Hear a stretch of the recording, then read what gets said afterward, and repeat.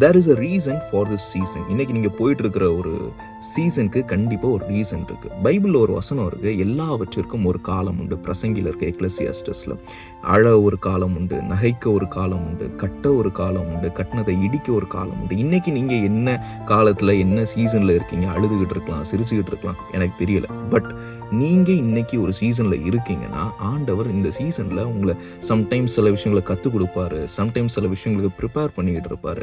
ஆனால் நீங்கள் அதுக்கு ஸ்பிரிச்சுவலாக சென்சிட்டிவாக இருந்து, ஆண்டவரே நீங்கள் எனக்கு என்னது கற்றுக் கொடுக்குறீங்க, ஆண்டவர் எதுக்கு என்னை ப்ரிப்பேர் பண்ணுறீங்க, என்னோட விஷன் இது இருக்குது, அது நான் இன்னைக்கு உள்ள சீசனில் நான் எதை கற்றுக்கிட்டு அங்கே போய் அப்ளை பண்ணணும் அப்படிங்கிறதெல்லாம் நீங்கள் சென்சிட்டிவாக இருந்து அண்டர்ஸ்டாண்ட் பண்ணிக்கணும். ஆண்டவர் கற்றுக் கொடுப்பாரு, ஆனால் அதை கற்றுக்கிறது உங்கள் கையில் இருக்குது. ஸோ இந்த சீசனுக்கு ஒரு ரீசன் இருக்குது. அது கஷ்டமான சீசனாக இருந்தாலும் விட்டுறாதீங்க, ஆண்டவர் சில விஷயங்களை கற்றுக் கொடுக்குறாரு. ஈஸியான சீசன் மாதிரி இருந்தால் கூட என்ஜாய் பண்ணிக்கோங்க, ஆண்டவர் சில விஷயங்களை அதுல இருந்தும் கற்றுக் கொடுப்பாரு. ஸோ இந்த சீசன் ஒரு ரீசன் இருக்குங்கிறத மறந்துடாதீங்க. நீங்கள் எங்கே போனாலும் ஆண்டவர் ஒரு உங்களுக்கு ஒரு பர்பஸ்ன்னு ஒன்று வச்சுட்டாருன்னா அதில் ஒரு ரீசனே இல்லாமல் எந்த விஷயமும் ஆண்டவர் நடக்க விட மாட்டார். இந்த மனுஷங்களை எதுக்கு மீட் பண்ணுறீங்க, இந்த மாதிரி விஷயங்கள் எதுக்கு நடக்குது இந்த சீசனில், எல்லாவற்றிற்கும் ரீசன் இருக்குது. கண்டுபிடிங்க. சொல்லணும்னு நினச்சேன், சொல்லிட்டேன்.